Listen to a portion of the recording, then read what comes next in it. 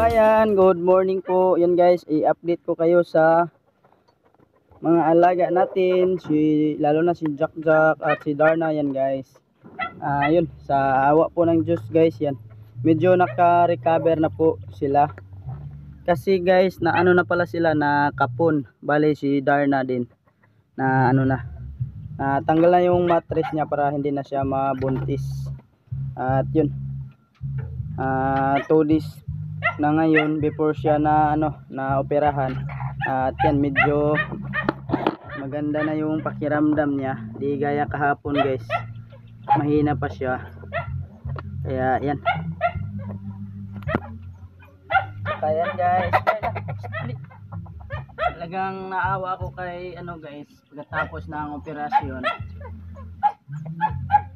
Ayan yung sugat niya guys.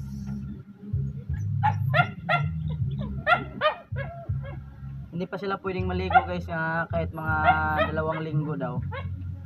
Pag fully na daw yung sugat, saka na lang iliguin.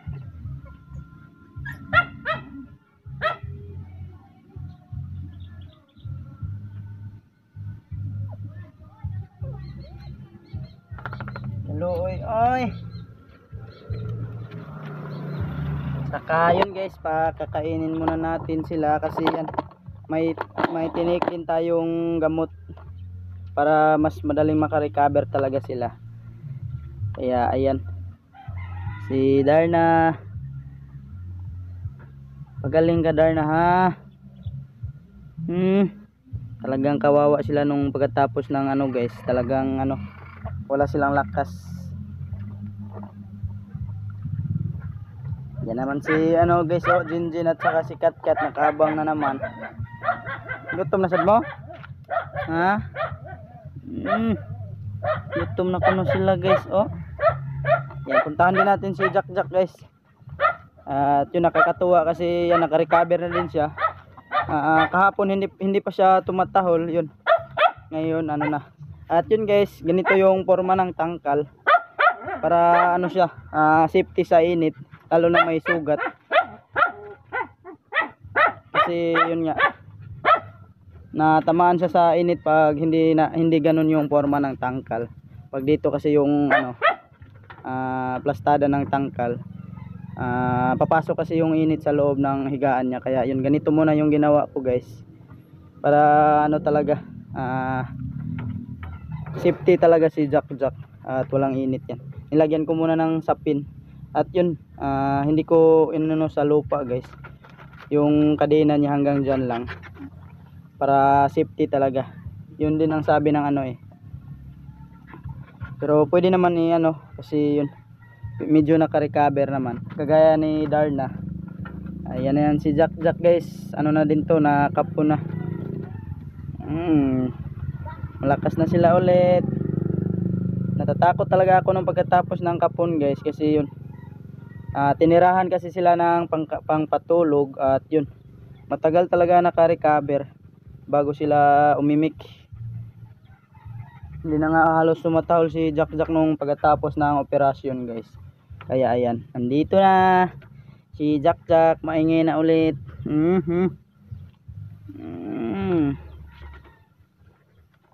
So yun, wala na yung guys, bali na si Jack Jack, hindi na pwedeng makabuntis. At mas okay na din yun, para yun, yung katawan niya, di gaya ng may pa, medyo mas sobrang tapang nun. Ngayon tumatahol pa rin siya. Yan Jack Jack, gutom na mo? Yun na. So yun guys, ito yung pinatik ng doktor sa pagkapon, gamot para sa mga alaga natin. Yan, amoxicillin at saka mefenamic acid, para mas madaling makarecover yung mga alaga natin guys. Ayan, at yun, before natin sila pakakainin, hinanda na natin yung pagkain guys. Ayan yung ulam nila, para masagana yung kain nila. At yun, before po guys, Yan. Big shout out muna tayo guys sa anonymous sponsor po para makapon sila Jack at Darna. Yan, maraming salamat po talaga ma'am sa binigay mo na blessings para makapon po sila Jack at Darna. At yan, may pangdagdag pa na pangbili ng pagkain nila. Kaya yun, maraming salamat po sa anonymous sponsor po. Yan. God bless po ma'am sa inyo, sa lahat po, sa lahat ng pamilya mo. Yan. Lalo na po sa kapatid mo. Yan. Ingat kayo palagi ma'am. Yun. At sa lahat ng mga viewers at mga subscriber po namin yan, maraming salamat po sa lahat ng suporta nyo sa channel namin guys. Lalo na po sa Panginoon, talaga nagpapasalamat tayo palagi. Yan ang ingay na ni Jack guys. Kahapon hindi pa talaga umimik yan. Nagugutom na siguro. At yun, muna tayo, magpakain. At yun, yung guys, yung gamot ihalo lang pala doon sa kanin. Yun din ang sabi ng pwede lang ihalo. Kaya yun lang din gagawin natin. Pero pwede naman ipainom talaga. Pero yun, mas gusto ko ding ihalo para yun. Kasi total mauubos naman nila. Ayan, nandito na yung dalawa, nakaabang na guys. Saman mo, gutom na mo? Ha? Yun, ilagay ko muna yung sardinas guys, tas lagyan ng pagkain yung dalawa, si Katkat at Jinjin. Bali yung sobra, doon na natin lagyan ng gamot. Yan. So yan, natin yung sardinas.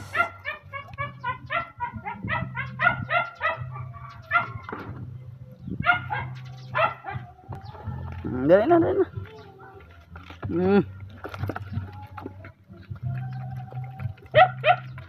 Yan guys, yung sobra na yung lagyan natin ng gamot para kay Darna at Jack.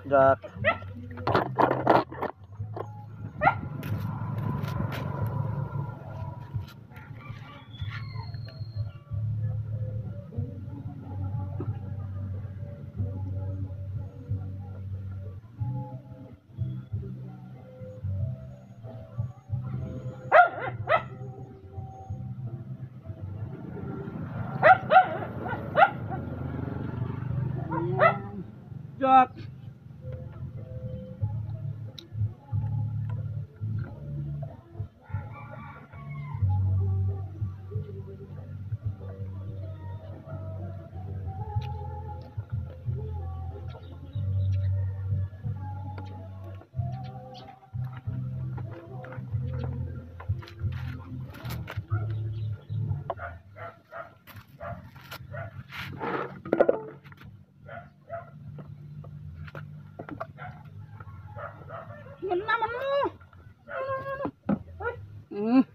Mana mo?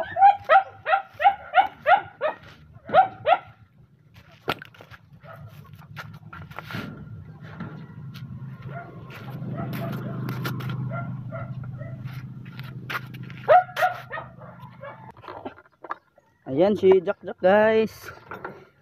Gutom na ka Jack. Kain ka lang para maayog dali Jack. Ayo sig luya.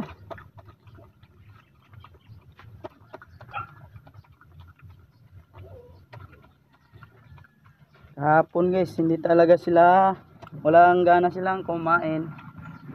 Yan, ngayon lang sila ulit nagutom. Yan, baka maubos na nila yan. Yan man naman mong duha. Kuwangan man. Oy, agsidar na ba ya? Oh. Ayan.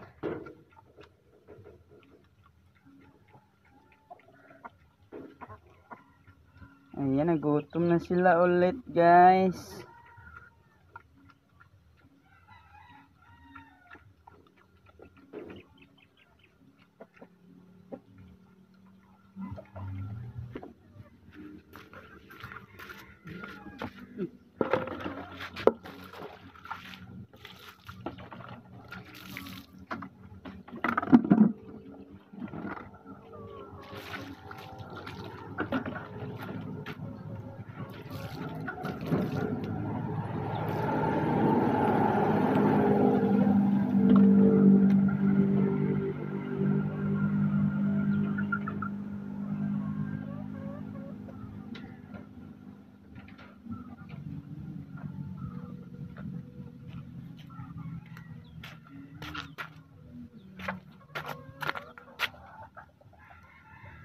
So yun guys, yung paa ko, yan ano pa ng tambotso ng motor kanina kasi natumba ako, yan.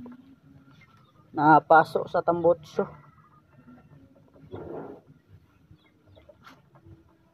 Sobrang hapdi. Yan, painumin muna natin sila ng tubig.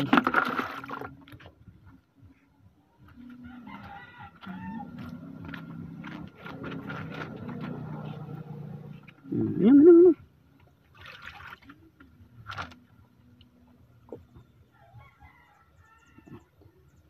Pagpakaayo na Jack, para ano, ibalik na kanahog posisyon. Diyan muna yung forma ni Jack guys hanggang di pa siya naka-recover. Para wala talagang init na makapasok. Kasi yung araw diyan simula. Tas kung yung forma nito doon sa likod, mainitan siya. Yan yung kay Darna, hindi pa naubos. Dah.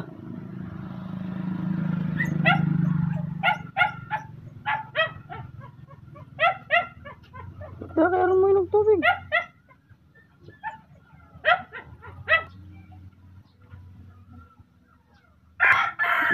Wala tubig. Paayo na ha. Darna. Naano ko yung konti ng kadena ni Jack para yan. Makano siya sa lupa makaapak pero hindi siya pwedeng humiga. Para kung magtae siya yan, pwede dyan. At yung ligpitin na lang natin. Ganyan muna yung posisyon niya guys hanggang hindi pa siya naka-recover. Kasi nga yun, mainit. Ayan. Sana madali lang silang maka-recover. Yung sabi ng doktor na hanggang mga 1 week daw talaga sila makano.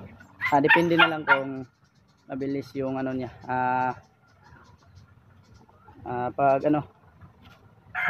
di daw sila maano sa pagkain o di kaya sa pag mababasa yung sugat nila at sakto yung pagkapainom natin sa gamot kaya madali lang silang makarecover. Kaya yun, hanggang dito muna guys. Yun, ulitin ko po yun, maraming salamat po sa inyong lahat yun. Yun. Hanggang next vlog na naman po yun. Bye bye, God bless po, ingat palagi.